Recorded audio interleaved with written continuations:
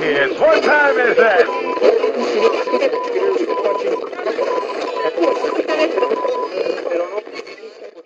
Let's see what the great Patrick Mahomes will do on this play. But before we can talk about how great Patrick Mahomes is, we have a flag on the play. Before the ball was snapped, pass interference on the defense, numbers 1, 2, and 3. By rule, the great and powerful Patrick Mahomes will elect where to place the ball. Hail Patrick Mahomes. Okay, it's now 1st and 10 for the Chiefs. Ball is snapped. Man, look at the way Patrick Mahomes handed off that ball. Superb technique. But let's check out the flag on the play. During the play, personal foul, violating Patrick Mahomes' personal bubble. The result of the play is first down, touchdown, and Chiefs win by 50 points. Hail Patrick Mahomes. Looking to send Washington into the divisional round. Snap good, hold down, kick on its way. It is good!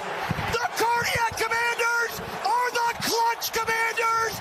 They do it again. We'll see you in Detroit.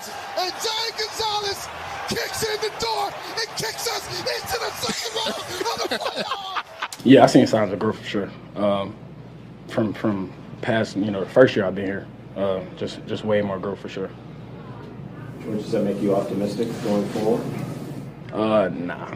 A.J. Brown, well, we're figuring that out. He, he's a little frustrated. Obviously, he hasn't seen too many balls today. He's going to read a little passage here. Yeah, it just caught me that time. I'm doing that every drive, regardless of, like I said, if I score a touchdown or drop a pass, it's something how I refocus.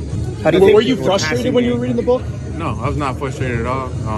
I figured that's what y'all probably thought. I wasn't frustrated. Why y'all always think I'd be frustrated?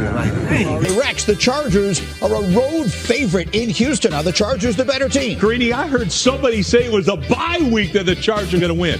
You know who that was? That was me. I'm doubling down. No, that boy said a bye week. That boy said bye week. Who's smoking on that Rex? We're smoking on that Rex Ryan bye week cut.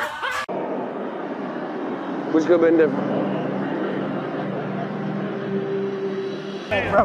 Back red games, dog. Come on, man, huh? So you look old. Yeah, all right. Y'all go home, though. New vision, new owner with a strategy, picking the right people. First, our coach, Coach Quinn, Adam Peters, and then we all step out the way and let them do their job. Talent, culture, and people. There it is. Talent, culture, and people. So that's it. Don't make this about us.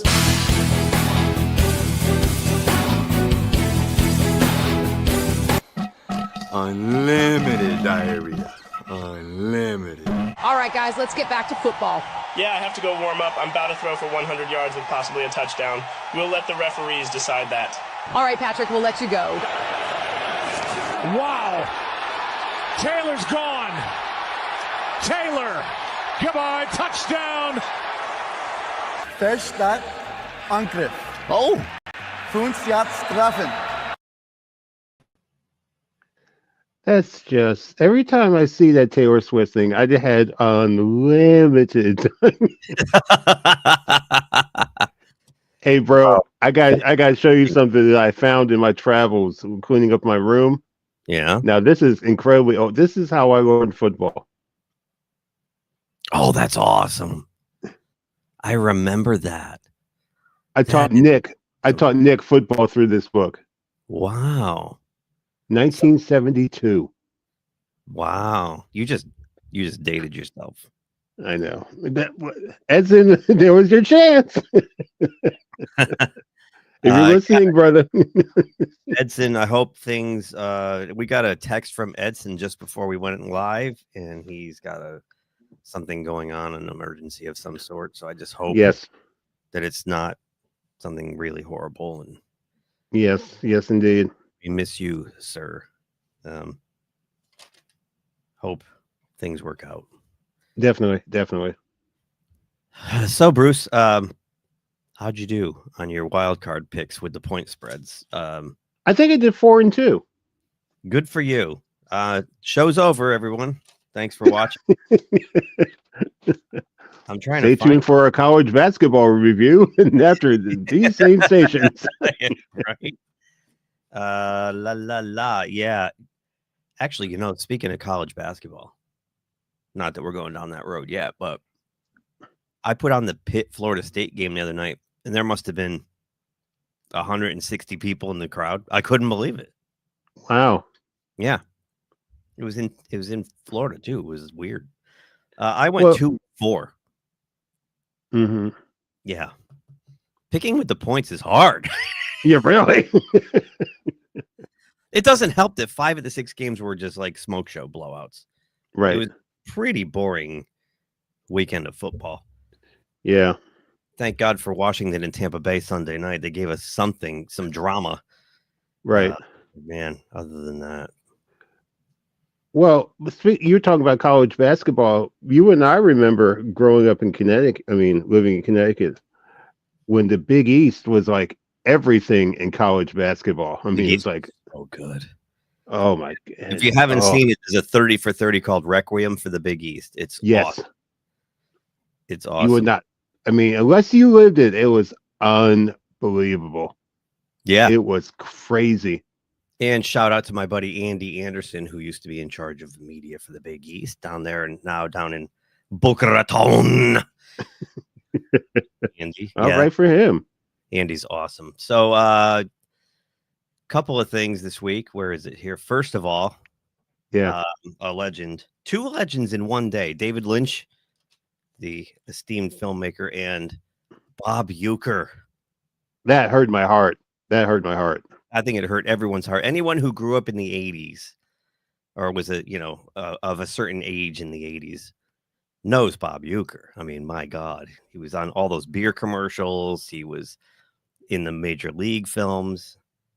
And for 53 years, I believe it 54 years, called Milwaukee Brewers games. I was listening to Mad Dog on Sirius the other day when he died. Mm-hmm. He had Bob Costas come on at the top of the show, and Costas was spinning a couple of great Bob Uecker memories, and he told one great story about when they first moved to Milwaukee. Mm-hmm. That Bud Selig appointed and made him as part of the scouting department, made Bob Uecker a scout. And Bob Uecker's grade on every single player he saw was like borderline major leaguer. What do you call him? Fringe major leaguer. Right. And Bud Selig said, "Why do you put this grade on every single player?" And he said, "Well, if he turns out really good, then we say he exceeded expectations. And if he's a bust, I say, I told you it could go either way." So Selig said to him, "Maybe we should put you in the radio booth. How do you like that? You want to do that?" Okay, I'm going to date. I just found out something. I'm going to date myself again. I still remember, now this is going way back, Mark Fidrich. The bird. The birdie bird. I remember the game he called when Fidrich had his coming out party. Not that type of coming out party. But it was he was national prominence game against the Yankees in 1976. I remember Uecker calling that game in Detroit in June of 76. That was the first time. But I'll tell you one thing. I was I'm still blessed because I have Sirius XM radio in my car. Mm-hmm. Same. People would say when I would drive from Connecticut to Virginia or wherever I would go on a long trip, if the Milwaukee game was on, I just turned on the Milwaukee game just to hear Uecker. Yeah, I several times this summer when the Pirates played Milwaukee, as you know, being a serious guy, they only put the home feed. Right. On the radio. You can get both feeds on the app, but if you're listening to the baseball feed on the radio, you only get the home team. So Uecker was on a lot, and I know he was battling things, but I didn't realize that he was about to check out because he didn't sound it. He sounded the same. Mm-hmm. So rest in peace, Bob Uecker. Hey, he's going to be 91 next week. Yeah, I saw that on the 25th or something like that. Yeah, it's a hell of a run. Now here's the big question. I mean, with him, Uecker gone, and our guy Scully gone. Who's the number one guy now? Joe Buck. What about the guy from San Francisco, John Miller? John Miller could be one. I don't know. I mean, yeah. The guys we grew up on are not around there. It's time is fucking evil, man. My grandfather would tell me he would go to bed early and listen to the Yankee games back in the day, and he hated the Yankees, but he would listen to Phil Rizzuto. And Rizzuto like this. Holy cow! The ball is deep, foul. Yeah. Oh, yeah. All the time. Oh, my God. I grew up with the Scooter, and I loved the Scooter, and especially when it was him and Bill White. And he's like, "Holy cow, White, that's out of here!" Oh, wait, no, caught by the catcher. You know, like he had no depth perception anymore. You know, he'd be he had those Harry Carey glasses on and everything. People would be bringing him cannolis in the booth. Holy cow, they got me some cannolis, White. And then they put Tom Seaver in there, and it was the three of them. It was even funnier. Or Bobby Mercer. It was just awesome. It was growing up with that broadcast team was. You're right. I mean, you didn't have to like the Yankees. It was just sheer entertainment. Bill White played the straight guy all the time. Scooter was the kook. It was awesome. It was like the time when Scooter said, "Hi, I'm Bill White, and here's Phil Rizzuto." Holy cow! I got that wrong. Yeah. So moving on to football news. Yes, that's what we're supposed to be talking about. Yeah, it's a well-rounded show. Yes, because after football season, we will segue into other things. That's right. We're giving you a preview of coming attractions. Yes, unlimited diarrhea. So Roger Goodell this week said what we all have, known forever, that they're going to move to an 18-game schedule. He says it's a logical step for the NFL to expand to an 18-game regular season. We went to 16-4, now 17-3, so 18-2 is a logical step. I don't know what 16-4, 17-3, and 18-2 means. I don't know. I mean, 18-2, I assumed is a double bye for every team. Of course, right? That's gonna be a double. That's gonna be a double bye. Yeah, but I don't know what 16-4, 17-3. What does that mean? I don't know. Yeah, Roger Goodell's hitting the crack pipe or something. Mm-hmm. This week we had Mike Vrabel hired by the Patriots in the midst of that whole wild card weekend. He was hired like Saturday or Sunday, and this is crazy. This shows I can't believe this guy had no job last year. I mean, he was a consultant for Cleveland, but the fact that he was not a head coach anywhere is beyond me. Check this out. I stumbled on this footage of him. I think it was from ML Football, which, by the way, if you don't follow it on social media, ML Football is a great account.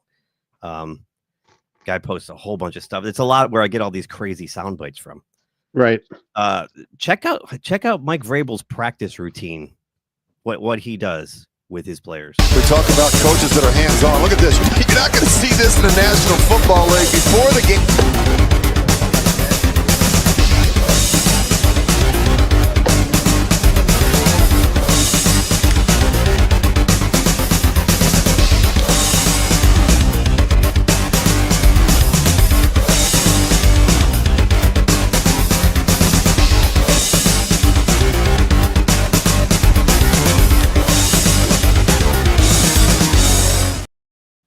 Who would want to see Bill Belichick out there doing that? Well, I'd like to do that, but you know how it is. I got this on to next week. I mean, let's face it. Part of that is that Vrabel's not far removed from playing, so he's still got the physical ability to do that. But the best part of that whole video is, did you see the sunglasses fall off once? No, he was cool. But it's kind of cool because he's not just preaching something; he's out there showing them the technique, right? Getting. He's hitting. He's showing how to cover it. I love the one where he's going out for the pass as a wide receiver. He can barely run. I think he might be one of the few people I can outrun at this point.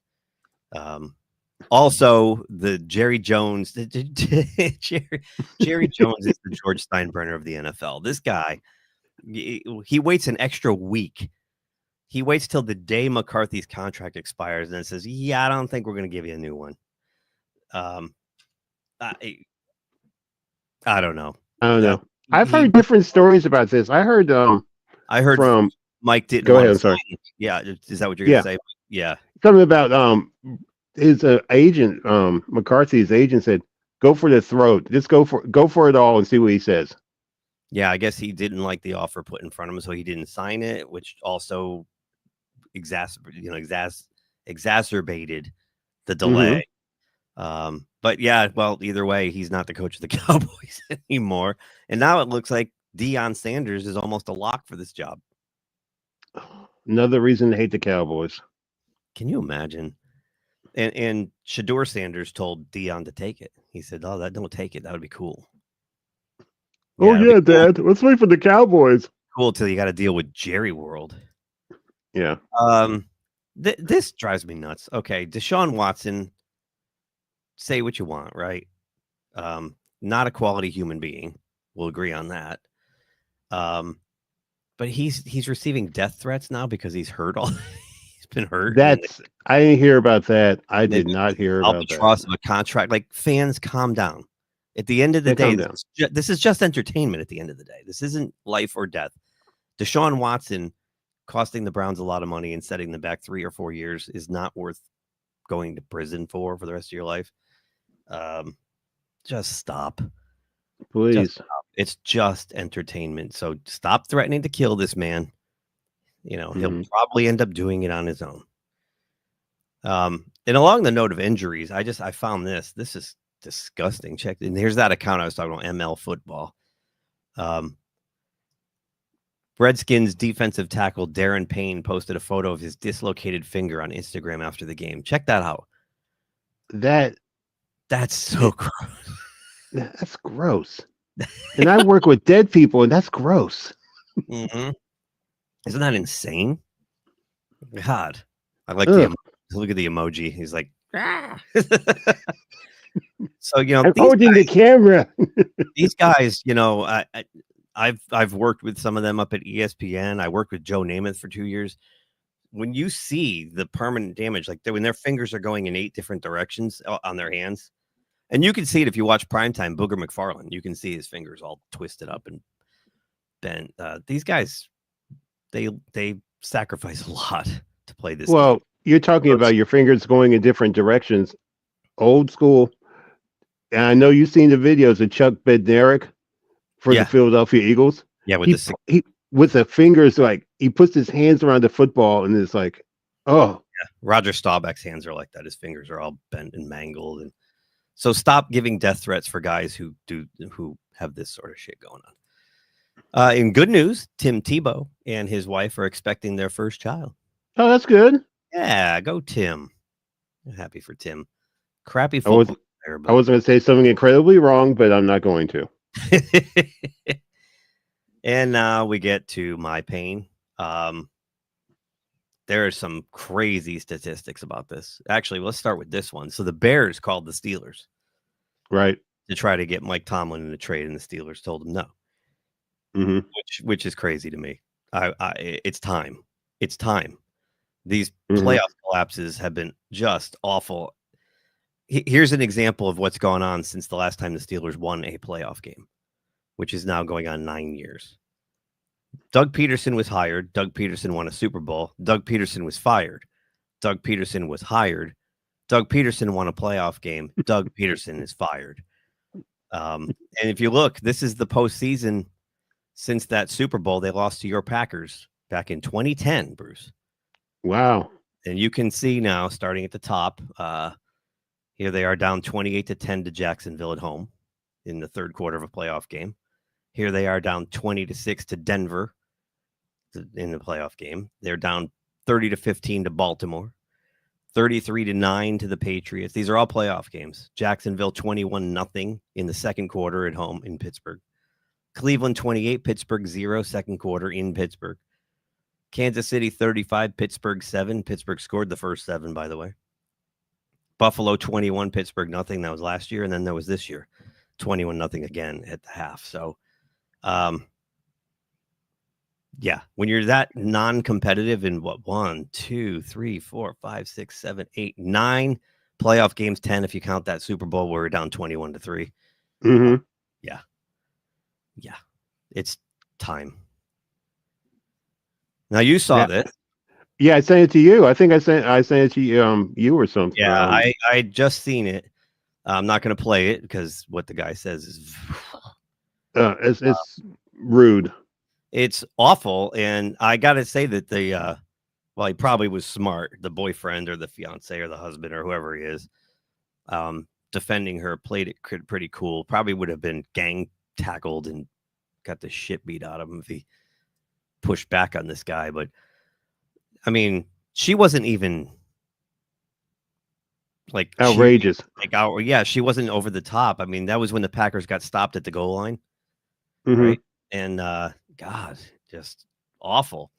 So, I went years ago. I think I was at Middlesex. I went to a game at the Vet when the Redskins were playing them. I think it was 94. And the good thing is, though, it was like 10 of us. 10 people in my row, and all of them were Redskins fans, and some of them grew up down here. And the Eagle fans go for blood. They are just like, remember what happened with Michael Irvin when he tore both his knees out? And they gave him he's being carried off the field. Yeah. It's bad. And one of my best friends I grew up with, he has season tickets. And I'm going to text him later on today and say, are the fans really that bad? Yeah, I'm going to have to send him a text later on. Well, they're notorious for their how horrible they are. And we got a comment here. Who are you referring to, Paul? Tomlin? Yeah, so anyway, he was fired, this guy. His job fired him.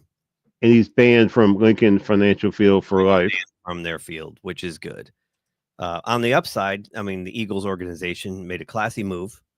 Remember, like last week, I said there was a shot of those people that said we drove 1,500 miles to. Yes, I remember you saying that. Yes, and I wasn't sure if they were like trolling because they were locals or if they had actually made that trip. It was true; they actually had made that trip. So the Eagles, they're from Kentucky, gave these fans from Kentucky playoff tickets and a signed Barkley jersey because they. That's traveled. all right.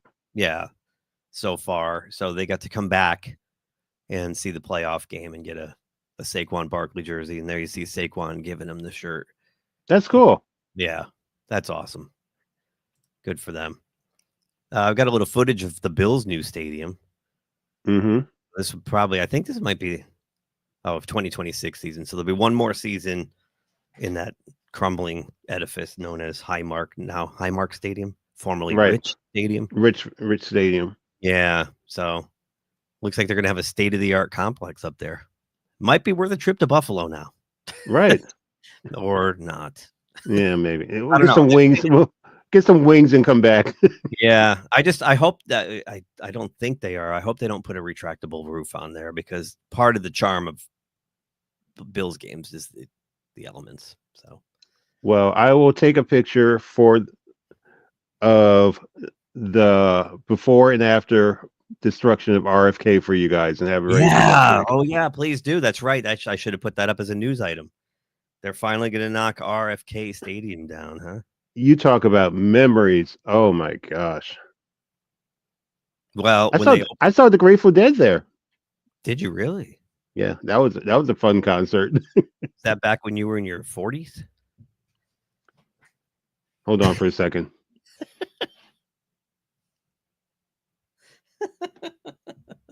All right, now I just want you to know that you're still sort of like on the top of my SHI list for throwing me under the bus about something that happened last week.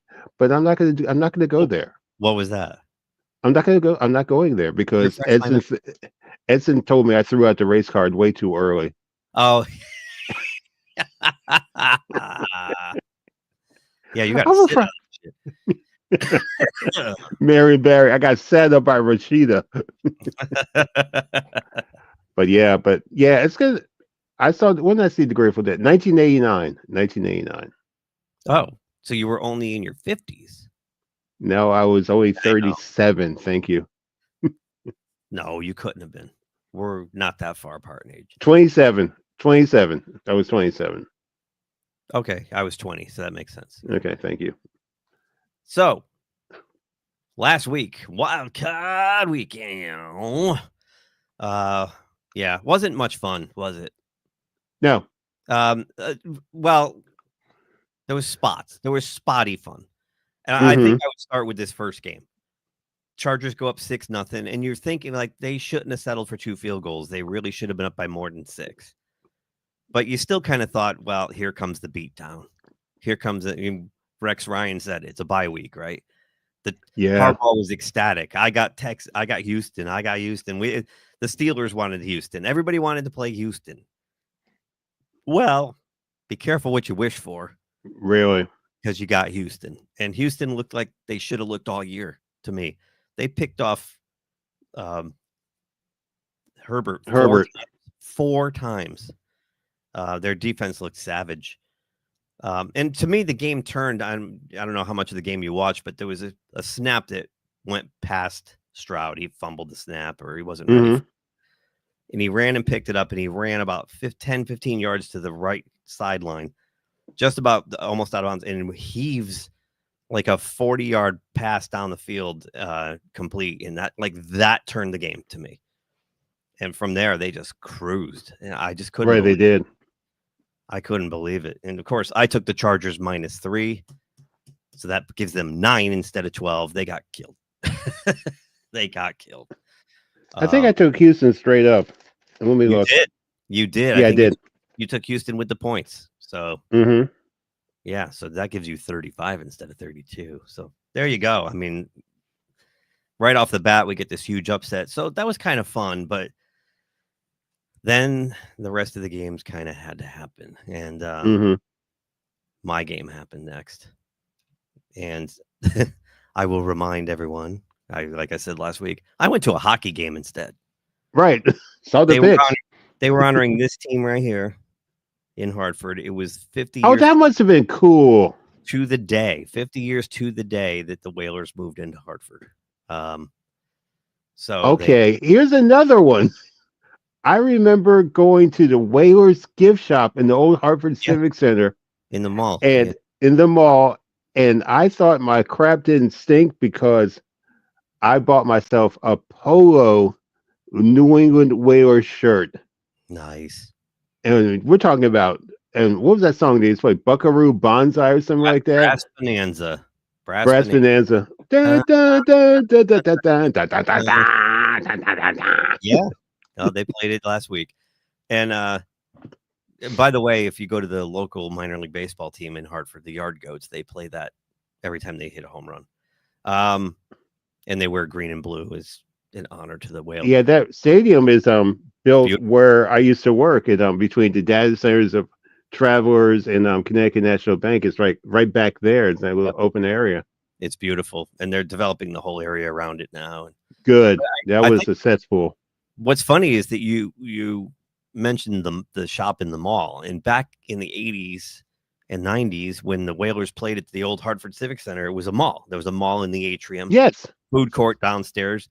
It was awesome, but they got mocked. All, they play in a mall. They're the NHL team that plays in a mall. Well, here we are, flash forward, 2 decades, and everyone puts a mall. Right.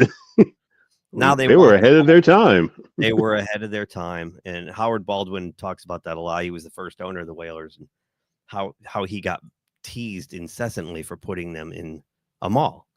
There was an ice rink in the middle of the mall, an arena in the middle of the mall, but it was beautiful. Like now that whole atrium's empty. There's nothing to do before and after games. It's awful.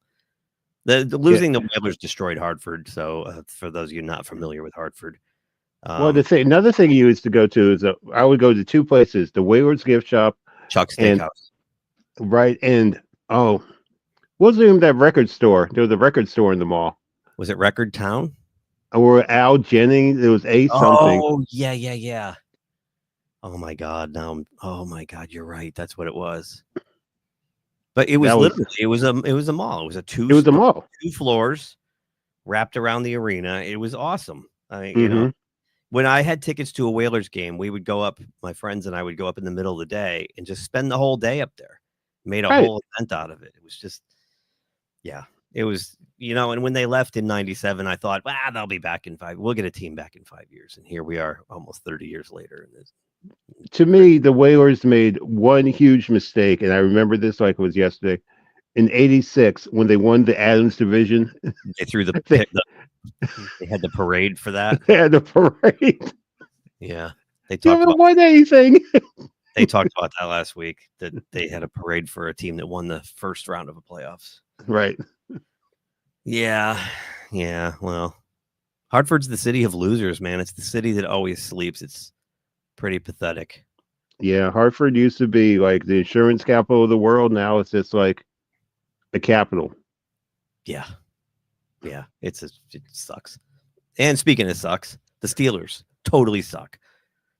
So I'm at the hockey game and I'm following it, and I'm getting texts from people who are actually home watching it, and a couple of them said, "Geez, I should have gone to the hockey game with you guys. You were right." No surprise. I knew this was going to happen. That's why I took Baltimore minus the 9.5. That was an easy one. I knew they'd cover that by 2 scores or more. Mm-hmm. It could have been more. They took their foot off the gas. They didn't need to score anymore. Right. Game was over. This game was over when they went up 14-0. And actually, what's funny about that, there's a play here with Lamar. Let me find it here. This is really funny. Yeah. So this is from the Hard Knocks, and Harbaugh's telling Lamar to throw the ball away. Lamar ignores him. Watch this. No timeout. Hey, no timeout, y'all. Boy, they're punching in, man. This is all on Lamar Jackson. If he feels sack pressure, he just has to get rid of the ball. Lamar takes the snap. Blitz pressure coming. He pumps once. Pocket collapsing. He backs up to the 20. Steps up. Throws complete. Hill has it. Touchdown, Ravens!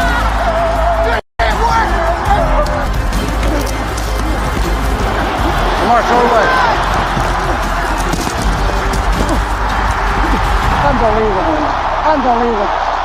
Unbelievable. I've never seen anything like that. I'm like, throw it away. The Ravens are on the cusp of blowing the Steelers out. Yeah, they were on the cusp, all right. Isn't that a riot? I like to throw it away. Oh, okay. That's like when the guy runs past the third base coach who's giving him the stop sign and scores. You know, the best one I've seen this year was the one. I'm not sure if we showed it, was the defensive back for the Cowboys for the 4th and 1 play against the Redskins, and Mariota hits the line. The guy goes, "Yeah, we stopped him." Next thing you know, Mariota's running by. Oh, that's hysterical. No, I didn't see that. I would have definitely put that in. But I think one of the things that is notable about this game is that TJ Watt was basically a no-show. Right. I didn't even hear his name once. No tackles, no pressures, no sacks, no nothing. And a lot of that was because rookie tackle Roger Rosengarten did an amazing job on him. He was not double teamed. He was not chipped. Watt, I'm talking about. He was one-on-one with this rookie tackle. This guy's a rookie, and he shut him out. And they had a clip of him the previous week talking to Myles Garrett and telling Myles Garrett that he's like an absolute nobody. And Myles Garrett says, "You're not a nobody." No, I'm a nobody, but if I get that jersey up there. Hey, you in the league, y'all winning games, y'all looking great. You're never a nobody. I got you. You got me? Yeah. Appreciate you. How cool is that? That's cool. Yeah. Myles Garrett's giving you props. You know you're doing something right. Yeah. So that happened. Steelers 8 years in a row, 6 playoff games. They haven't won anything. So I'm tired of hearing that they're elite. I'm tired of hearing they have elite coaching. I'm tired of hearing that they're, one of these, I'm just tired. I'm tired of they're overhyped. The Yard Goats are going to build a 2-story Hooters. Okay, from now on, no more tweets. Okay, who's screening this chat room? That's Edson. It's Edson's alter ego. Remember we met him last week? That's right. So we moved to Sunday morning, January 12th, and the first game was the Bills and the Broncos, which I thought would be fun. I thought it'd be high scoring. I thought it'd be fun. And Broncos came out of the gate and put up a touchdown that bombed to Franklin. They're 7-0. You're like, okay. Then the Bills. Bill said, "Okay, we're done. You're done." Seriously, like just put their foot down. It was ugly. It was over quick. It was boring. In fact, I didn't finish watching it. No, I didn't either. Once you feel the momentum get out of control, it's like, well, I guess I'll go do laundry. I'll leave it on as background noise. But yeah, I got some socks I got to sort out. Yep. So I actually ended up going grocery shopping in the second half of that game. I tried to get back for the beginning of the Packers and Eagles, and I was a little late. Don't worry, the Packers were too. Same kind of game. Yeah, exactly. I was like, wow, we got back-to-back blowouts here. What are we going to do? I got a clip of Saquon from the post game, and I'm going to be honest with you. I clipped this clip. I don't remember what he's saying.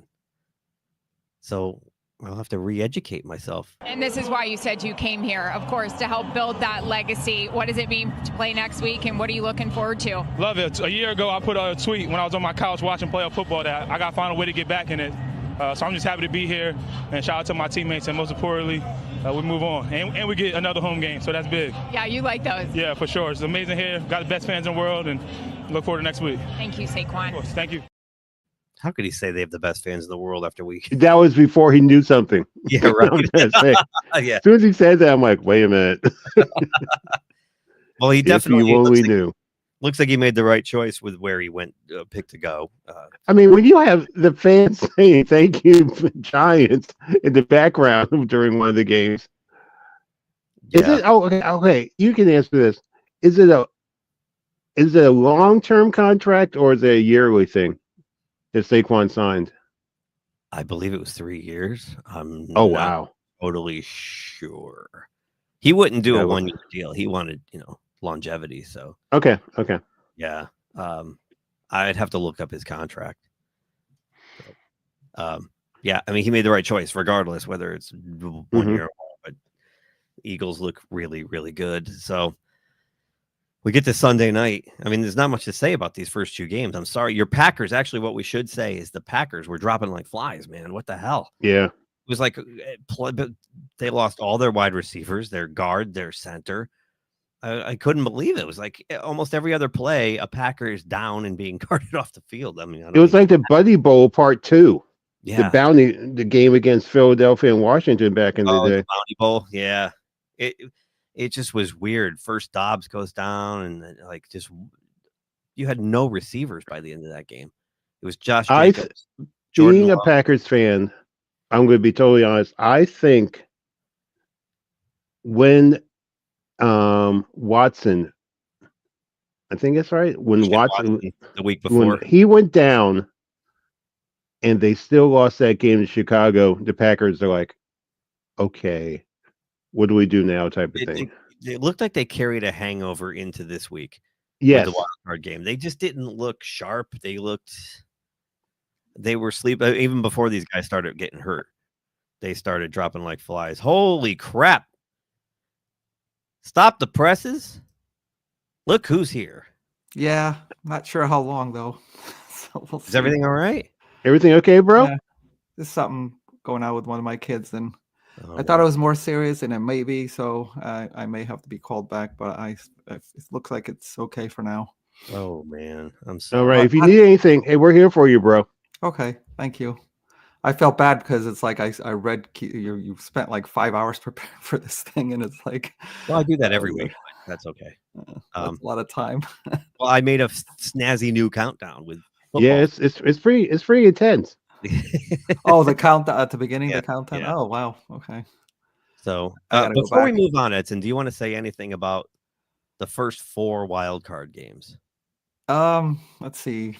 The Chargers, they just blew it. They had that game in control for the first quarter and a half, and should have been up by 17, 20 points. And once that didn't happen, I'm like, well, I just didn't expect it to be like a landslide where they just made mistake after mistake.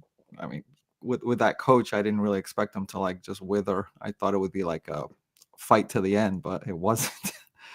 Herbert, 4 interceptions. He had 3 all year long. Yeah. That tells you a lot.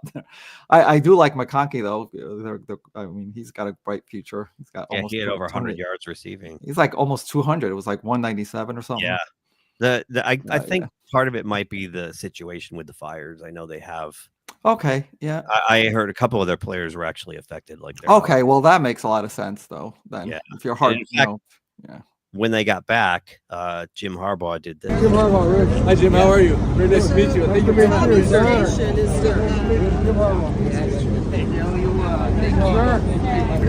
job. Good work. Roman is one of our. Good work, Roman. Yeah. And I was in the jersey on the beanie. That was you. That's incredible. Yeah. Our departments, they're all over the country. Oh my God. And then Austin, Texas is out here too. 2, 3. Very nice. All right, thank you. Coach. Not alive, Have sir. a good night. Thank you, life. Great job. Thank you, Coach. That's so awesome. That's so awesome. That's freaking great. That's intense. That's intense. I mean, I know football is important, but it's like not as important as life, you know. So that's great that he did that, and it does make sense. I mean, if some of the players or all of them, their heart was like, and they were Two different places. They were thinking about what was going on. That makes sense. So especially that was the family back home. Oh yeah. Oh yeah. Wondering what happened. That's a good point. I didn't even thought. I thought the Chargers just kind of like, but that's a great point though. I mean, with the Steelers Ravens, you predicted it pretty well. I was shocked that their defense gave up like what 300 yards rushing. Oh my gosh! It ended up 299 because Lamar took a knee. At the end. Right. That's right. I read that. Wow. Yeah. I was like shocked about that. And the other thing is offensively, and this has been the same thing all year long. They live and die by that really long pass, and you saw it. They made two big plays, and they scored 14 points. Just they just didn't give up. And then they even had a third play, and it was kind of ticky-tacky. That I know technically it was offensive pass interference, but I've seen a lot of that not be called in a lot of places. Yeah, that's at the discretion of the ref. Yeah, it wasn't that egregious. It was like kind of like it wasn't like he threw him to the ground or anything. Right, but I guess if you have both arms, yes, like elbow locked, both arms out, elbows locked, that's considered. No, I thought it was a good call. There's been a lot of times where it just doesn't get called, so I was a little sure, and that would have made it 21. So I mean, I don't know where we go from there, but yeah, most of the game, other than the long passes that. The stretch of field, they didn't really do much offensively. So 29 yards rushing, which meant that their defense stayed out in that field for so long, and it's exhausting. If you there was one drive the Ravens ran the ball 14 times in a row. Yeah, so didn't throw a pass at all and went right down the field. Yeah, so I mean, but pretty much that one was pretty much what we expected, I think. Yeah, it was at least what I trust me when I tell you about the Steelers, I'm being honest, and I told you they suck. Yeah, I just thought that they would keep it closer and with a point. So, but isn't it funny that everyone thought getting Houston was the playoff bye week? Yeah, getting Pittsburgh was your playoff bye week.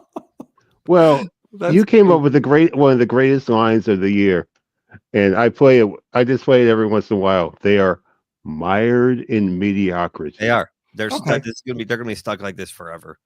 They're gonna be stuck like this forever. And even Kirk Herbstreit, he called them out. He said they're not even trying. There's no fight in this team. It's abysmal. And Tomlin said, "Oh, there's going to be massive changes." He says this every offseason. They'll fire some down the line coach, and they'll get rid of like Russell Wilson. That'll be the big change. Next year, I'm telling you, 9-8, 10-7, first round. I think Tomlin's a really good coach, but sometimes a team just needs a different voice and a change of scenery. Right. I mean, that's He's the way a good it is. coach. No. He's a good coach. He's not a great coach. He's a good coach. Yeah. I mean, I put this graphic up for Bruce earlier. I mean, look at all these playoff blowouts. They're not even competitive. So. Yeah, I mean, as long as they go into the season where people have low expectations and they're like, "Oh, look, they did better than what we thought." Well, what does that mean? The standard in Pittsburgh is no longer winning Super Bowls; it's getting to the playoffs. Not even winning, just getting there. Or just having that winnings like that 9-8. Yeah, just as long as we get over the 500. Yep. Well, if Roger Goodell adds the 18th game like he said he was going to do this week, which probably will come the season after next 26, that would have been. Then Tomlin can't have this odd number thing. He'll have to go for 9 and 9. Yeah, they lost their like five games in a row. Yeah, he can't get the 9 and 8. It'll be 9 and 9. Well, we'll see. I mean, yeah, this Bills Broncos game is also. I didn't expect it to be that lopsided, but I didn't either. I thought, especially after Franklin catches that bomb for a touchdown right off the bat. Yeah. You know what it reminded me of? And Bruce will remember this. Super Bowl 26, I think it was, Washington, Denver. In the teal. Halfway through the bomb. It was like 10-0 at the beginning. It was 10-0, yes. and then Washington just put down. And then that was it. and it was pretty much like that. I think it's funny you mentioned that. Funny you mentioned that because it's only mentioned. They say it like this. They say it was 10-0 after the first quarter. Then they play this dramatic music in the background. The quarter. 15 minutes of joy for Washington. 15 minutes of hell for Denver. And it all happened in 5 minutes and 40 seconds. 35 points. Yeah, it felt just like that. I mean, it did feel like it. I was a little bit surprised. I did see the Bills running game outside of Josh Allen was really good in this game. And that's James Cook. Nobody believes me. I said to my brother, with the Bills are better than people think because of the emergence of James Cook. They have a running game, and my brother went, "Oh, that guy's come on." No, he's legit. I mean, definitely, he was a big key in this game because I didn't think Josh Allen did that much, and he didn't have to. I'm not putting him down. He didn't have to do that much. The Bills just kept the ball a lot, and again, same thing with what I just said about Pittsburgh. The Denver defense just wore down as time went by, and it's like. Mm-hmm. They eventually got to the point where it's like, oh, forget it. This isn't gonna. We're not gonna, and just kind of almost like gave up. Yep.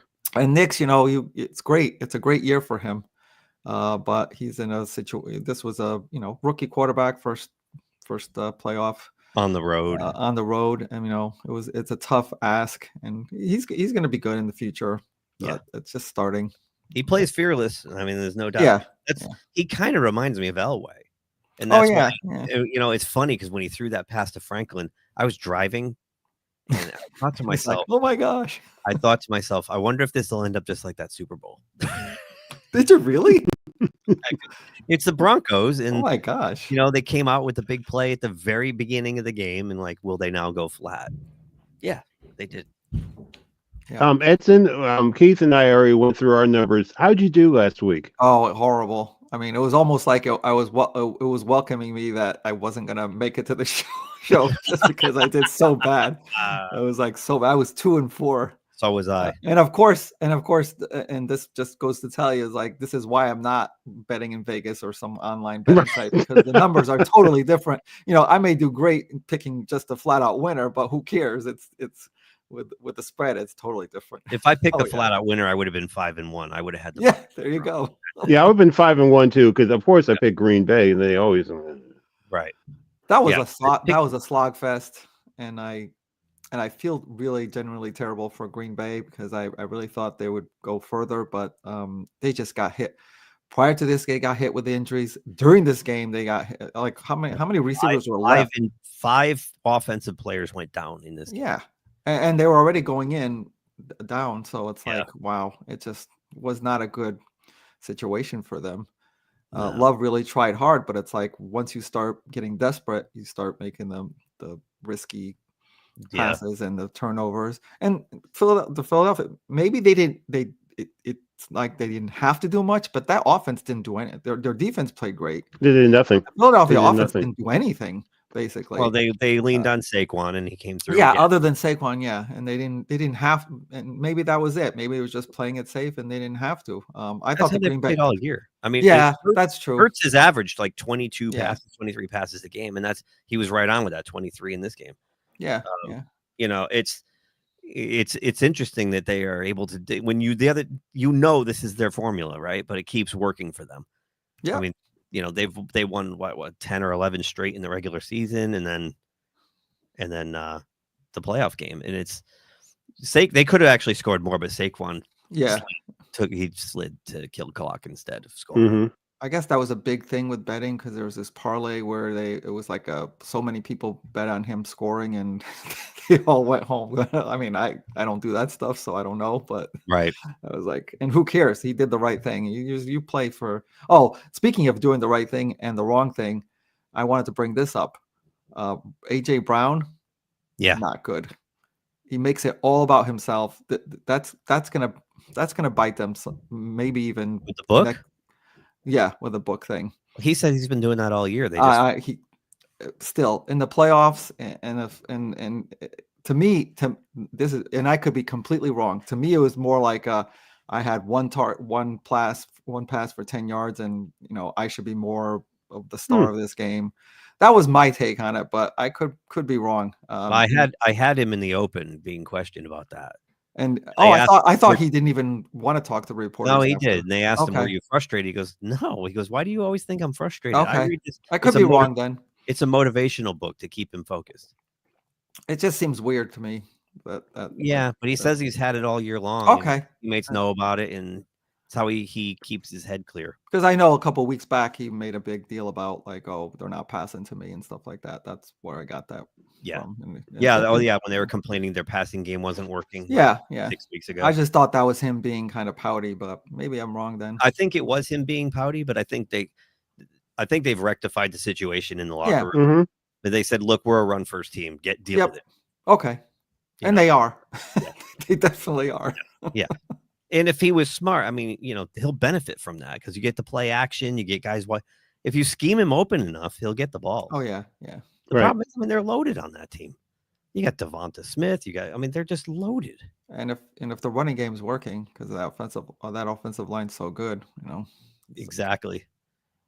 Wow. Well, okay. We'll get to that when we do our picks, Glenzer. But man, okay. Wow. Glenzer's a 49ers fan, so I'm not that shocked about that. I mean, he knows that division. I know my division, like your division, Edson. Bruce, your division. The Rams beat Detroit this year, I believe. Did they beat them? Yeah. So I mean, if they can get by Philadelphia, I mean, I don't know. We'll see. So now we're caught up to the only good dramatic wild card game of the week. Yeah. I didn't want to see either one of these teams go. I know. And to see it go the two key plays being, we talked about Baker Mayfield. I feel so bad for him. There's two key plays that I think decided this game, and it was all on him, mistakes by him, or I don't know if they were mistakes, but just it happened, and it's great. It's really, I feel bad for him. Real good game though. It's like you're right. You had two teams that didn't deserve to lose. Really good game. I mean, I think just about everybody in America loves both Baker Mayfield and Jaden Daniels and wanted to see them both do well. But you're right. It came down to Baker fumbling that handoff. Yep. And that made the difference. I mean, they had a Kansas City doink to win the game. Mm-hmm. Right off. And I guess Washington's been living off this for a while. The Hail Mary, the last minute, last second. How many comeback wins does he have now? Like 5? 7. Yeah. 7. I mean, you got to give him. I heard that this weekend. 7. 7. All right. You got to give him a lot of credit. He's not playing like a rookie. He doesn't look like a rookie at all. Nothing bothers him. Cool as a cucumber. There's ice water in that kid's veins. He doesn't respect the moment, because he doesn't care. To him, he's just having fun. He's balling out, right? It doesn't matter if it's a preseason game, the first game of the year, or the Super Bowl. Yeah. He's going to play the same.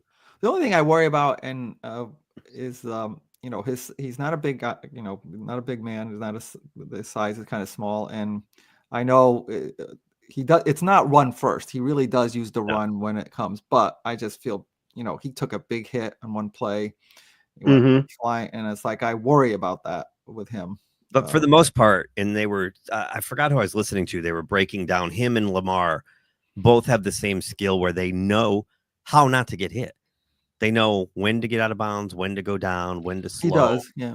They don't run like Baker runs full speed into people. I mean, like there was that one run he broke in the middle of the game where he actually ran Fred Warner over.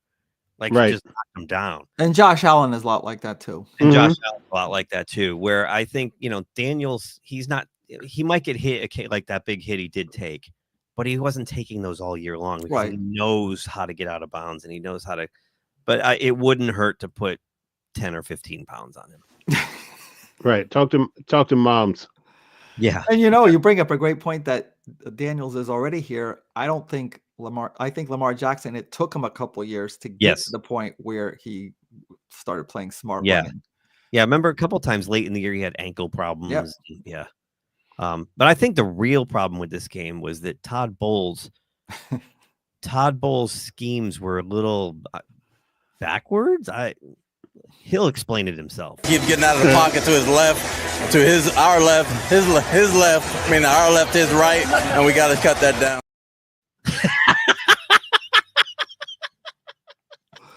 Wow. Okay. Okay. So anyway, he was on the inner loop of the Beltway. We were on the outer loop, so we had to go around the corner. We met the bridge, and we came around this way, and everything came. It ended up that way. Thank you. Look, kids, Big Ben Parliament. Yeah.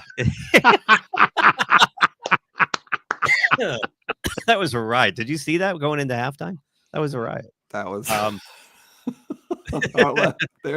Big Ben Parliament. That is beautiful. He even had two guys spying on him, and it's still somehow Washington was able to get around that. Their short passing game really killed them. The short passing game killed them, and maybe this killed them too. Get a goat. Get a goat. Get the greatest buck of all time. Get the greatest buck of all time. That's the sound goats make. They don't. That's a sheep. No. The goats say Bro, no. Hey, y'all good? Y'all need anything? That's what goats do, bro. No, they don't. Yes, they do. Sheep say bad. I own my own farm of goats, bro. How you gonna tell me? Wow. Wow. That's what you're talking about? You're talking about Mike Evans being the goat, best buck of all time. And isn't that right? Vita Vey owns a goat farm. Who knew, right? Yeah, who knew? He knows what they sound like, so that's important. Golston's going, he's like, no, they don't, bro. No, that's not the way. Yeah, that's not the wrong sound. What are you doing? Wow. Yeah. Oh, wow. Damn. That's the thing, though. When you see that, he's worried about his team. He's not worried about doing an interview and I hate that. Yeah. When they stop these guys going to the locker room, like, what do you think went wrong? What things? Get out of my way. Things. Yeah. So. Yeah. Yeah, it's a shame. Tampa, I felt so bad. Like Baker looked so sad at the end, sitting there, and But hey, the Commanders live to fight another day, or the Redskins, or whatever. Redskins. And then came Monday Night Football. This was unexpected. Yeah. Edson, I was thinking of you during the game, and I kept on hearing Edson say, "It's the great pumpkin, Charlie Brown." He got to the pump. I mean, in a way, I really feel bad for him that he had such a great season. Darnold and he has become Sam again, and it's 2 weeks in a row.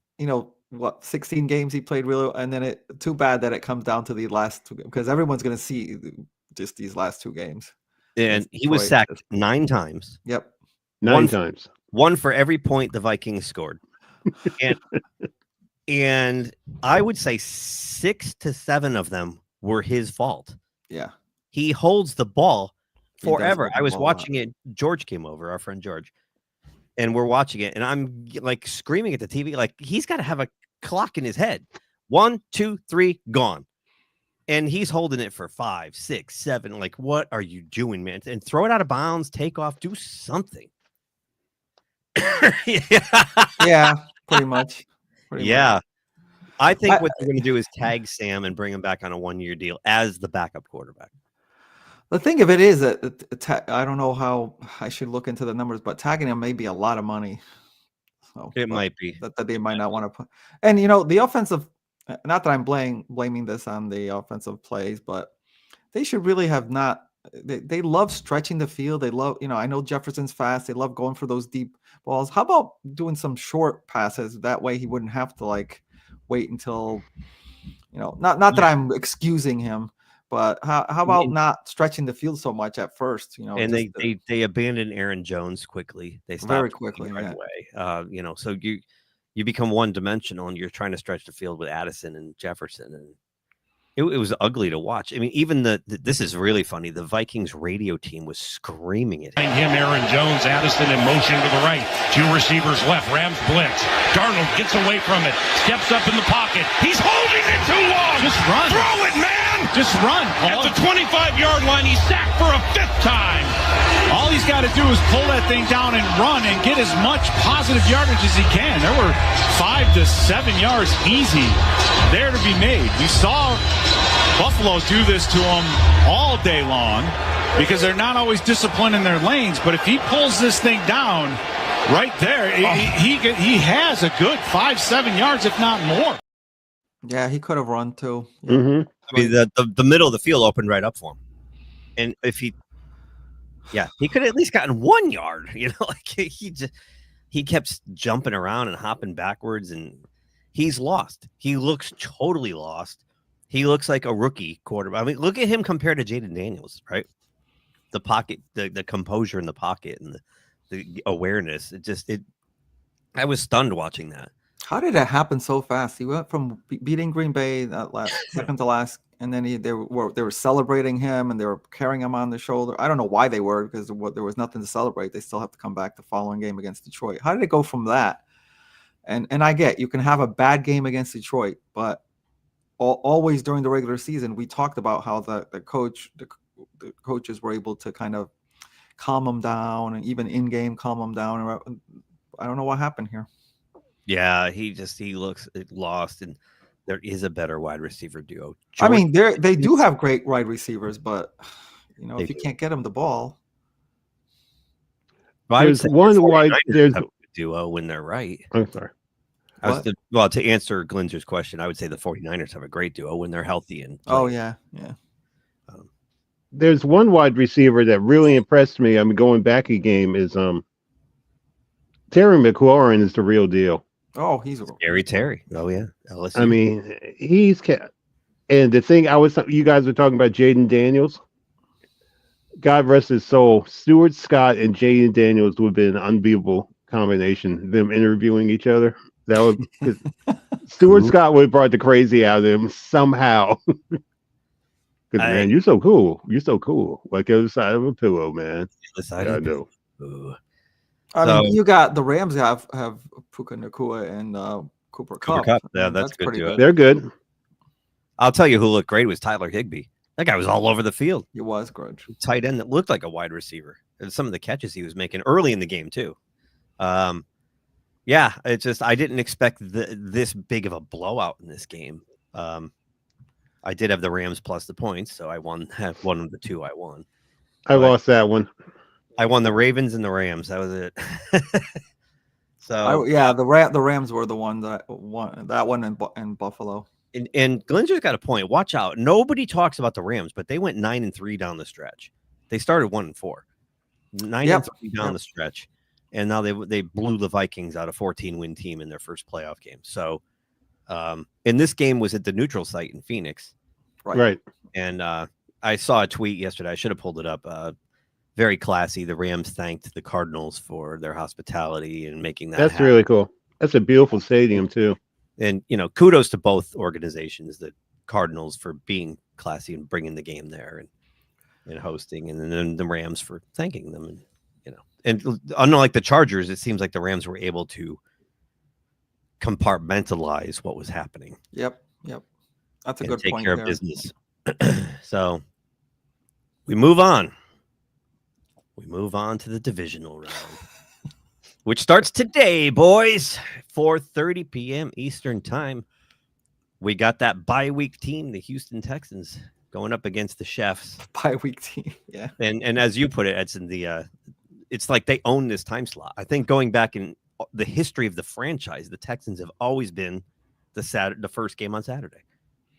Always. Yep. Because TV ratings, nobody wants to watch this team. I mean, seriously. Even when it's the Chiefs, when people should want to watch them, but but when you look at the other three games, it's obvious. This one where it is, and then tonight we got Washington and Detroit, which is just going to be amazing. Get your chicken wings out, folks. That game is going to be awesome. I think it's going to be high scoring, but we'll get into our picks in a second. And then tomorrow afternoon, we start with the Rams, the aforementioned Rams, on a kind of a short week because they played Monday night, having to come all the way across the country to play the Eagles. The nice thing is it starts at 3 Eastern. That's like noon to the Rams, so it's not like a horrible 10 a.m. Right. That is good. Yeah. And then tomorrow night is, I think, the Super Bowl. Yes. That's gonna be an awesome game. I don't think we'll get a game better than this the rest of the way. I mean, at least I hope so. That's to get the hors d'oeuvres ready. Just like get everything down. All right, everyone's going to the gym on Monday because we're all going to put on about 15 pounds in junk food this weekend watching these games. So here's the spreads. We got to pick. Now? We're going to pick with the points again. Yeah, I know. We said we were going to do. So, Bruce, you were 4-2. That's awesome. That's freaking awesome. Thank you, bro. I made my picks Wednesday morning. Did you really? Were the points different? Yeah, because Edson's alter ego called me and said, "Don't make the picks yet. Don't make the picks yet. Everything's cool." Hey, Edson doesn't know this. You really betrayed me. Should have never made that remark about that haircut. Right. I'm going to take the Eagles minus the points over Green Bay. By the way. I've messed up on 2 games on purpose. Of course. To keep it honest. All right, wait, hang on. We got a pick here from Glinzer before we get going. Okay. And that's with the spread, Glinzer, or without? Because for the playoffs, we decided to use the spreads to make it tougher on us. Tougher on Edson because he blew us out. Yeah. Oh, yeah. And that worked, man. Oh, wow. Yeah. I would say that if whoever is watching this or later on, it's like, you want to win some money, go against whatever I say I pick. So you'll get something. You buy a lot of big spreads this week too. These point spreads are big. Which stinks. Yeah.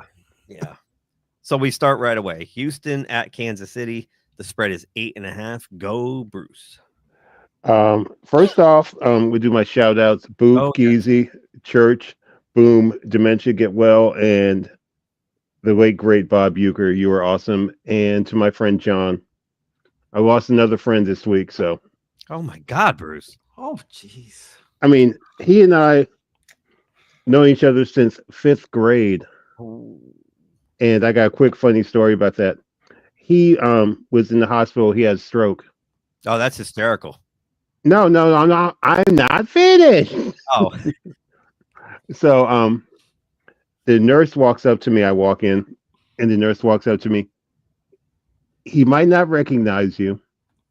He's like in and out of consciousness, but just be prepared.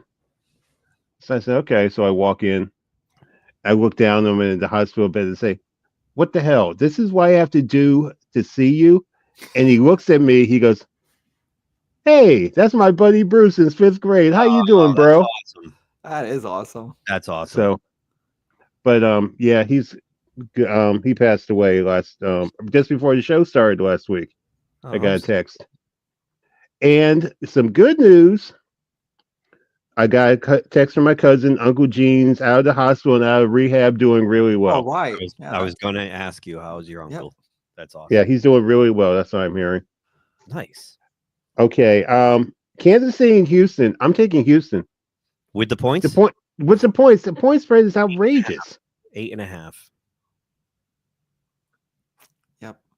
It is outrageous. So you expect them to keep it close? Well, they almost beat them last time they played each other, but someone tore out their knee or something in the end zone. Tank Dell had a little accident in the end zone. Yeah. Okay. By the way, he tweeted a picture from the hospital this week. His surgeries have been successful and he'll start his rehab soon. So, yeah. Okay. Edson, what do you think of this game? Oh, gosh. I mean, we all agree the Chiefs are going to win outright on the field. Should have never. I know. It's just the Chiefs had so much time to prepare. Great point. I forgot about Houston, that. I just hope that Houston goes in there with a mentality that they did last week, and not like, okay, so we won this one playoff game, so that corrects our whole. People can just get off and we're okay now. And I hope they don't just go like, just being okay with that. So, and actually, I'm gonna go with the Chiefs giving the points, but only because I want the opposite result. So thinking that I'm so bad at this, I'm going to go with the Chiefs and hope that Houston wins outright. Wow. I'm taking Kansas City minus the points because I have a feeling Houston is going to be a different team this week. I mean, their whole season was that like up and down, and I just have a feeling they're going to get beat really bad, like at least by 10, if not 2 touchdowns. I don't know why. I know the Chiefs only dog walked one team this year. It was the Steelers. Like they've barely won all their games. Yep. It's been close. I get that, but playoffs are a different animal. They're home. Andy Reid's had 2 weeks. I think the Texans peaked emotionally last week. That was like winning the Super Bowl for them last week. So I'm gonna take. I don't want to do it. I don't feel good about it. But I'm taking the Chiefs minus the points. What year was it? Houston. Was it a couple years ago that Houston came into Kansas City when they were up like 24-0? Then Kansas City Kansas City stepped on the rake. Then they said, "Okay, we're done playing with you," and they won 55-24 or something like that. Yeah. That was freaking. That was awful. Oh. Yeah. Yeah, I mean, it's hard to win in Arrowhead. I really hope I hope I'm wrong. Me too. I hope the Texans just bring that defense that they played with last year. Me too. If they play like last week, they can win the game outright. But that's a lot of it's going to be on CJ Stroud. And if he can minimize the mistakes, the whole thing too is he doesn't have he doesn't have Diggs and he doesn't have Dell. When at the end of the day, he's got one wide receiver that's good. So I don't know. That's a tough one. They're all tough. Washington and Detroit. Washington is getting 9.5. Wow, that's another one. What the heck? I'll take the Redskins on this one. And a codicil. I have a very good feeling that Washington might win this game. Wow. Because let me give you a stat of the day. If the game was played in DC, I would bet everything on the Redskins because the Detroit Lions have never won a game in Washington, DC. Oh, okay. Wow. But every time Detroit has had a little bit of time and everything, but Quinn's a gambler. I mean, every play against every fourth down against Detroit, every fourth down against Tampa Bay. Let's go for it. Yeah, I saw it. Yeah, well, same with they both do this. Gamble. Yeah. They both do it, and I saw Pat McAfee show with doing their picks yesterday. There's a prop bet that it's like I forgot what the odds are, but they're like for no punts in the game at all because both teams might just keep going for it on fourth down. So I'll take the Redskins on that. Right. That's a good point. There might not be any punts at all because of that. Yeah, it's crazy. All right, Edson, what do you got? Oh gosh, it's like I keep going back and forth on this one, but it's like I could see even if Detroit was out to a big lead, I could see like Commanders coming back and like just doing like a backdoor, cover. So, oh man. Yeah, I'll go with Washington with the points too. I really think Detroit's going to win the game, but because of the injuries in their defense, I could see how Washington could make this a close game. I'm going to be the contrarian. I'm going the other way. I'm taking Detroit minus the points. I think Ford Field's going to be loud. It is. Yes, that's a definite. That's a definite. And it's a tall ask. I don't care how good he looks. He's a rookie. Yep. It's a tall ask to ask him to win 2 playoff games in a row. I mean, has that ever been done before? Where a rookie quarterback can get you to the championship game? I don't know. Yeah, I don't think so. I'll have to Google that, but Vince Ferragamo. Vince Ferragamo. Look that up. Look that up. Wow. Yeah.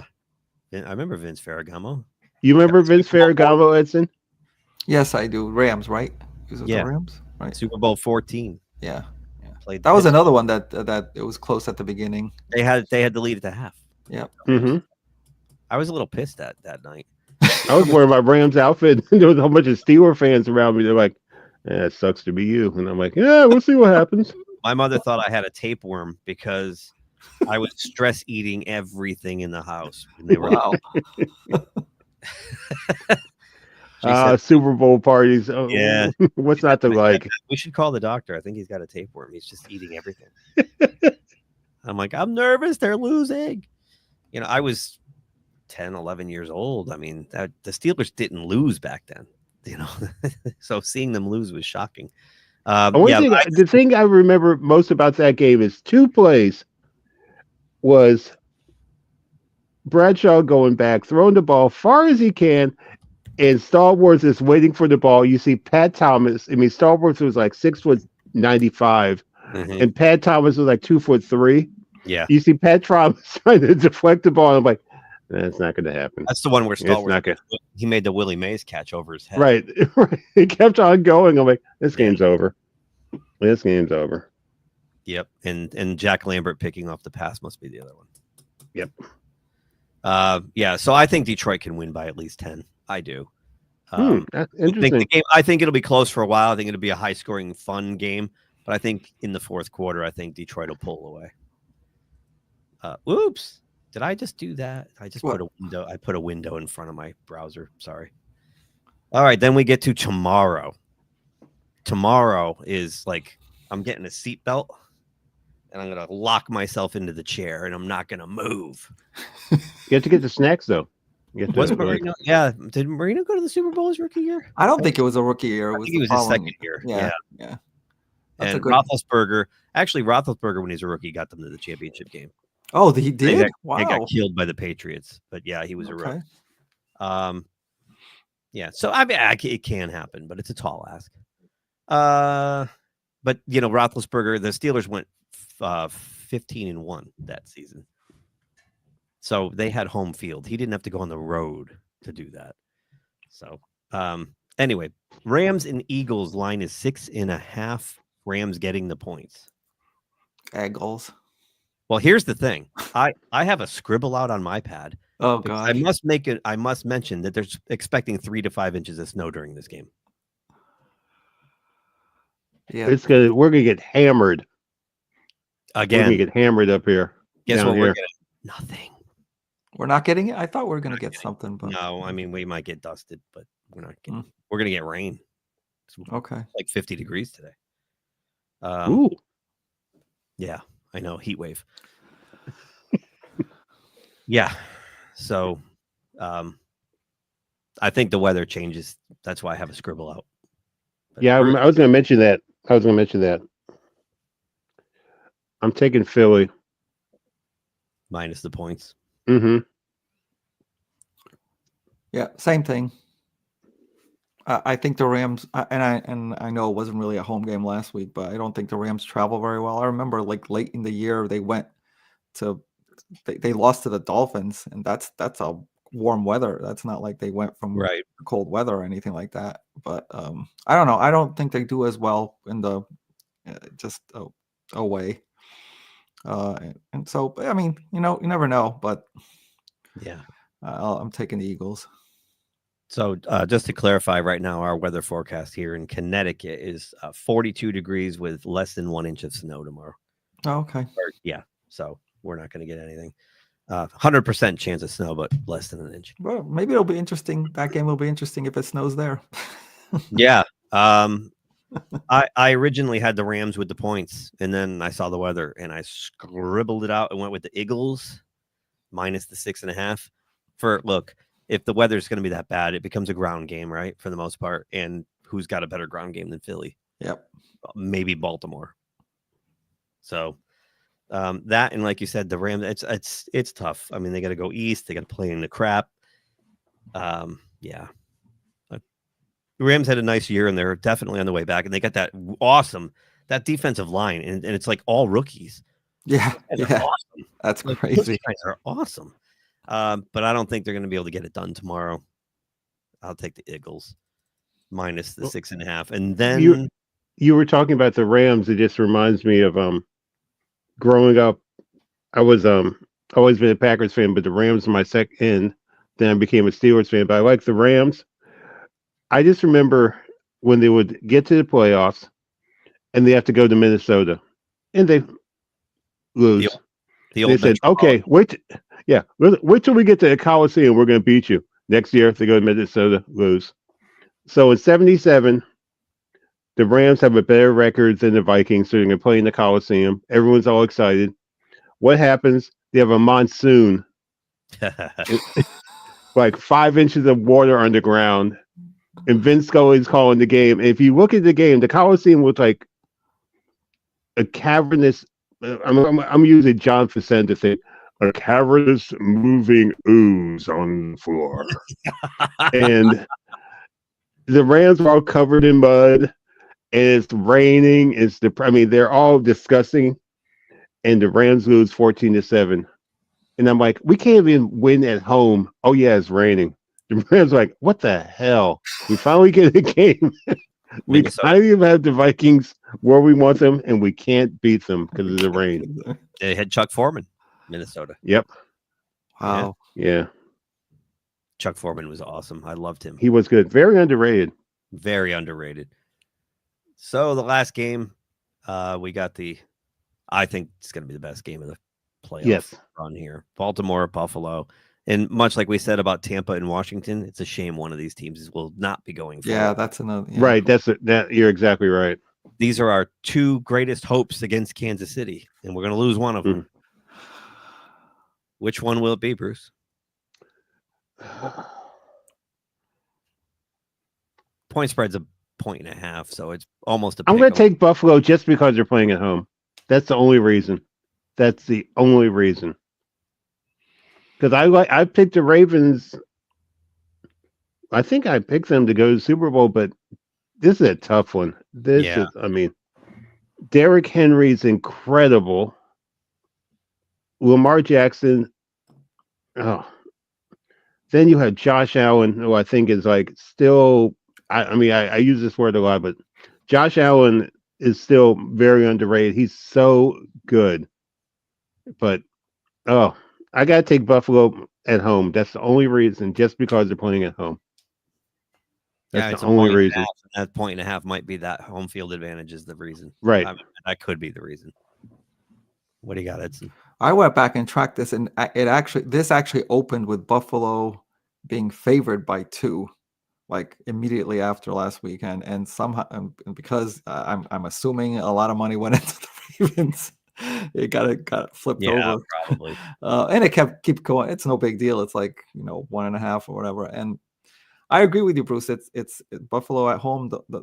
Don't lose, but it's like I'm going to pick Baltimore because they now have a running game that matches or surpasses Buffalo, and that could kind of they're going into Buffalo and it might be really cold, but because of that running game, I think that gives them at least a good matchup against them. And will Lamar Jackson getting better at the passing game as well as the running game? I think they have the edge here. I think they might also get maybe up to an inch of snow. They're not as much as Philly, but it's going to be really cold. It's going to be like 12 degrees or something. And Buffalo's great in the cold weather, I realize. So is Baltimore. Actually, it's kind of funny. Let me find it. They asked Lamar about going up there and playing in the cold and how he's going to prepare. This is kind of funny. Hopefully we have some heaters on the sideline. Bigger jacket, probably. I got to talk to Kaneko to see what he got going on. Equipment guys, they pretty much do a great job, though, so we should be good. But you don't do gloves under any circumstances? No. I tried it in practice. I was horrible. Leave that up to Teddy, two gloves, Teddy Bridgewater. Shout out to Teddy. Aside, it seems like you do handle the cold weather pretty well. I mean, being a Florida guy and everything. Yeah, man, I'm trying to win, so it really don't matter. I can't go into a game and be like, man, it's too cold. I can't make things happen. Coach them probably send me home. Eric them be probably trying to come, have me go upstairs and talk to him and stuff. So I got to lock in the cold. That's the most honest answer I've heard in a long time. Like, I don't want to go talk to the coach. Just send me home. Yeah. Like he's in school. He's getting up into Jameis Winston territory as far as, he's just being so fun and glib. And you can tell he's very respectful. Yeah. I like Lamar. I always have. He's not only fun to watch, he's fun to listen to. Yeah. I think Houston winning kind of screwed everybody's bracket up. Nobody had this matchup in this round. In the AFC, all three wildcard teams are gone. In the NFC, Washington survived, but it's just the division winners that are left in the AFC now. Yeah. So Houston winning kind of really broke things because we ended up with this. Much like Bruce, people might have had one of these teams in the Super Bowl. Now one of them is going to be bye-bye, baby. So I'm taking Baltimore minus the points. I know Zay Flowers isn't playing again, but I think this is going to be, I'm surprised the over-under. Look at the over-unders, 51.5. I am surprised about that. Mm-hmm. I kind of think this will be more of a slog, to be honest with you. I don't know. I mean, I go back and forth because Baltimore's secondary has corrected things, but Josh Allen. Yeah, Josh Allen. Yeah. Buffalo's receivers are better. Baltimore's running game is better. It's really hard. I don't know. And yeah, you're right. It opened with Buffalo as the favorite, and now it flipped it. So I'll take Baltimore minus the points. I think they're going to win the game outright. I mean, when it's a 1.5 point spread, you're basically picking straight up winner at this point, because who's going to win by 2 or 1? Right. Maybe they will win by 1. Maybe it will be by 1. I don't know. Yeah. This is tough. That's a real tough game. This is must see TV. This one right here. Mm-hmm. That's going to be awesome. I just hope it doesn't turn into one of those things where something breaks and it becomes a blowout one way or the other. I just really hope it stays a good game. Yeah, you're right, Edson. Or injury, a major injury. Or right, that have a to Lamar or to Allen or somebody like Derrick Henry. Like that would just be awful because you want to see these guys playing at the top of their game. This is what playoff football was made for. Mm-hmm. Okay? Last year, Lamar had so many running lanes in the game. Yeah, yep, I know. True. You're right. I was right. That made me feel like it was like fixed because they were that last year. The Ravens led the league in rushing. Lamar was, 900 yards rushing, and he wouldn't run in that game against the Chiefs. He just stood back there looking for somebody to get open forever. I think he's definitely in a different mindset to this year, but yeah, I remember. Didn't Lamar just say not too long ago sometimes he felt nervous and overwhelmed during some games? Yeah. He's been brutally honest. Yeah, he said he was playing tight in that game. Mm-hmm. Yeah. So before we sign off, the Manning cast had its final broadcast with Bill Belichick on Monday night with the Vikings and the Rams. And the Mannings paid a little tribute to Bill. Bill, we've loved having you on the Manning cast this year. Wanted you to feel comfortable in your last Manning cast. Go ahead, E. Yeah, you can see we're sporting the Belichick cutoff hoodie, but these are special Belichick hoodies because they have the quarter zip. But don't worry, we'll be sending a couple of these down to UNC. We're expecting you to be wearing this week 1 next season for sure. Thanks, guys. You guys are awesome. It was so much fun being on with you this year. I learned a lot. Eli, you don't look that good in a hoodie, but you look great in a gold jacket. And I'm sure that's going to happen, and you deserve it so much to join, Peyton in a gold jacket too. You guys are fantastic. And Peyton, I really enjoyed doing the breakdown show with you this year as well. Learned a lot, and it was really a lot of fun. I really appreciate you guys. That's awesome. Yeah, that's cool. Fucking hoodie. I didn't realize they were. didn't realize till afterward. I saw on the app that the Manning cast was. I would have watched that instead of the regular. Yeah, I should have watched that. You're right. Knowing it was Belichick's last one, and yeah, it was cool. I think Bill was genuine when he said he learned a lot. I think he saw the other side. You know, he's always been so shitty to the media. Mm-hmm. Deservedly so. The media sucks, but you know, but seeing how much preparation goes into it, and you know, coming at it from the other side, I think it opened his eyes a little bit. Being on TV. Yeah, no kid. Oh yeah, and it should be noted that our UConn Huskies kicked the crap out of North Carolina in their bowl game up in Fenway Park, killed them. So, but that's going to probably change. Oh, I have 2 trivia questions for you guys. I found this last night. Okay, what team has had the most coaches since 2000?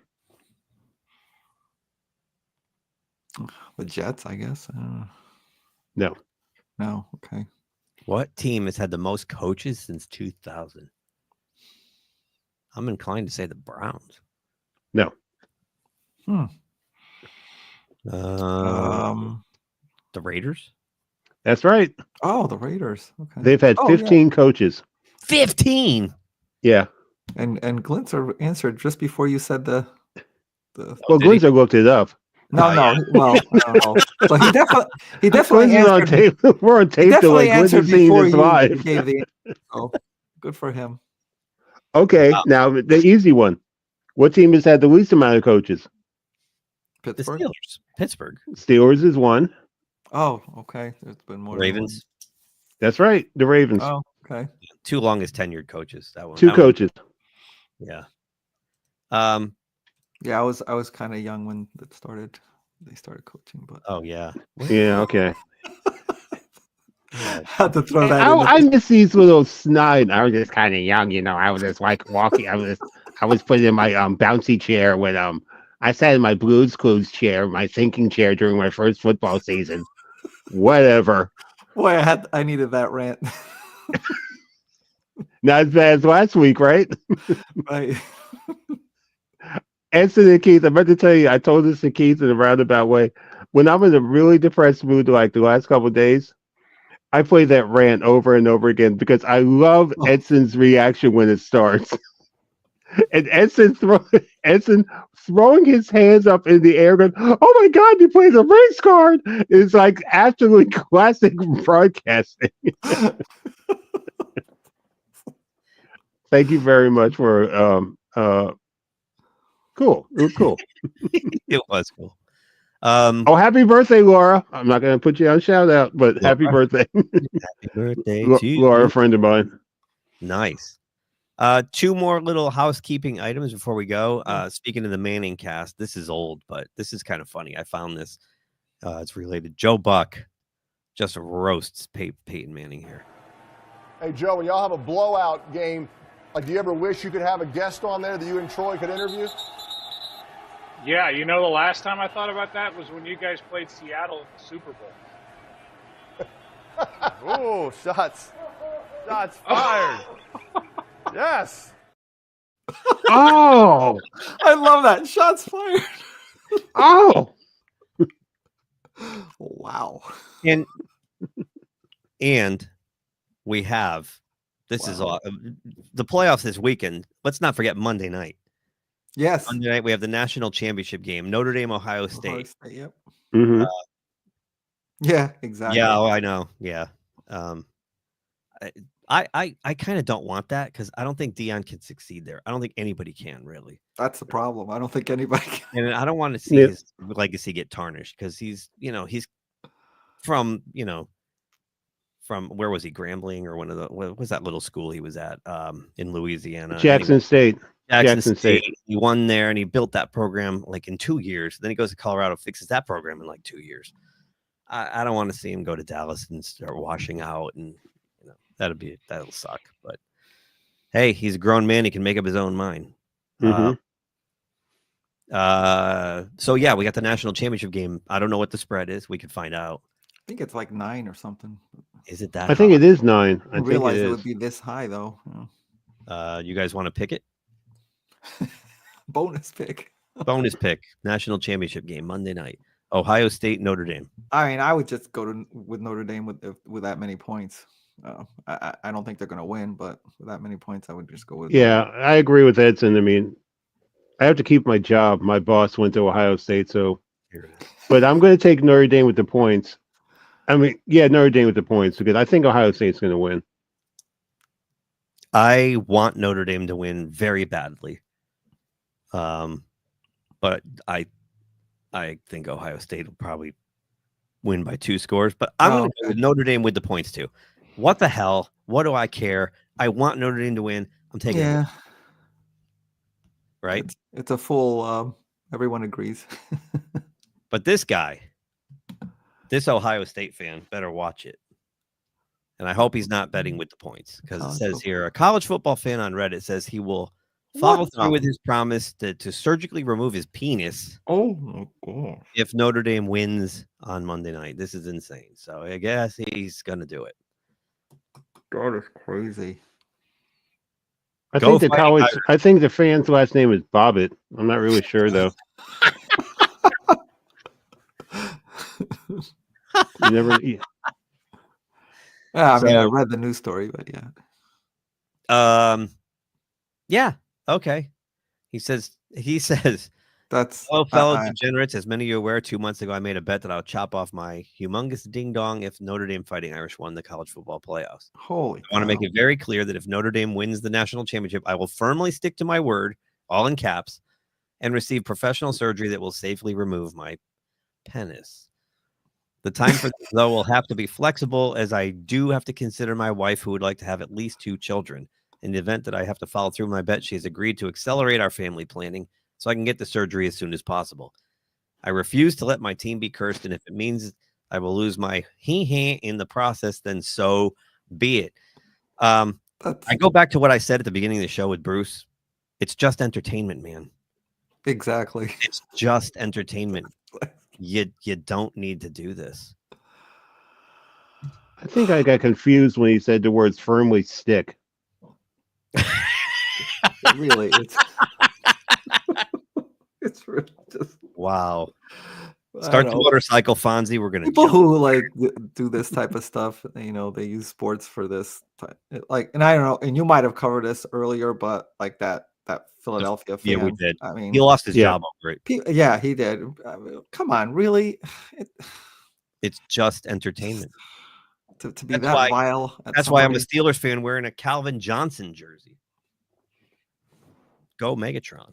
That's crazy. Yeah. I don't know. Yeah, I guess so. Yes. One of them's gonna get. I'm gonna try to. Wow. I'm gonna put a pin in this. If Notre Dame wins, I'm gonna try to see if this, follow up on this. But yeah, that's crazy. That's insane. Any final thoughts on this weekend's games? I will try to. If it doesn't snow that bad, it looks like it's gonna. Oh boy. I promise. Like I said, Keith, Edson, you weren't there. I will go take before and after pictures of RFK this week sometime. Oh, okay. See if I can get down there during my travels. 23rd, 24th. They're starting. It's late this week, right? Yeah, but that can always change. Yeah. Are they going to implode it? Are they going to, I have no idea. I still have to look at the thing. Oh, one thing I wanted to mention. You were talking about the Chiefs being, quote unquote, the team to watch. Yeah. If you look over to the left, look at all the teams, the games, and what stations they're being covered on. Look at all the ones for Kansas City as opposed to the other teams. Yeah, I did just notice that. That's a lot of stations. Well, that's because that's the ABC. They're all Disney. They're all owned by but Disney. Still, like crazy. Yeah, that's because Tay-Tay's gonna be there. Got to put Tay-Tay. All right, I just. Oh man, that's a pretty good. That's a good one.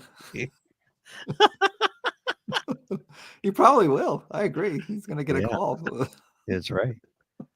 Oh man! I mean, the only thing I just hope the games, most of them or all of them, are just really good close games. I hope we get better than last week. Last week was a bummer. Yes. So, all right. I think that's it. Yep. I think That's it. all I got. That's all I got. That's all I got. Edson, is that all you got? Yep, that's it. Is your friend Edson? We'll keep you in my prayers, my brother. You need anything? I was going to say, please. I was just gonna reiterate. If you got anybody who's there out really serious about betting, just go again. Just do the opposite of what I just my picks. That's all. Edson, what does your alter ego think about you and your betting problem? Well, apparently he must think that I got to stop doing this because he kind of totally betrayed me last week, and this week they're like he was a no-show. So I mean, I'm on my own. It looks like you have sunk to my level. Method. What's the word? Mediocrity. What's mired in mediocrity? Oh yeah. Welcome to the basement, Edson. Got a little cop for you in the corner. Yeah. I'll bring the wings. I'm count me in. I have a bad feeling I'll be even below your record next week. So I don't know. You never know. I could come in last both regular season and playoffs. We'll see. Yep. So hey, seriously, if you need anything, I'm on half an hour most away. You need anything? Edson text me if you need anything. Let me know what's happening. All right. It'll only take Bruce about 8 hours to get here. I appreciate it. I'll leave now before the snow. Of course, Edson will give me the wrong damn address. Took too long to get here. Went into the next decade. Get out of my teens. All right. Enjoy the games, everyone. Good luck with your picks. Thanks for watching. Please like, share, subscribe to the channel if so inclined. And we will see you again this time next week to wrap up these games and talk championship weekend. That's right. Can't believe we're already there. Can't believe it. Unbelievable. All right. Unbelievable. Bye. Bye. Yes, I think no. Yes, the joyfulness is over. The joyfulness is over. Thanks for watching GeekTime TV. If you like this video, please subscribe to the channel. If you subscribe, make sure to check the little bell icon anytime someone from our network drops new content here. Want some GeekTime swag? Check out the merchandise available in the GeekTime TV store, linked in the channel description below. Share GeekTime TV with friends, and as always, thank you for your support. We'll see you soon.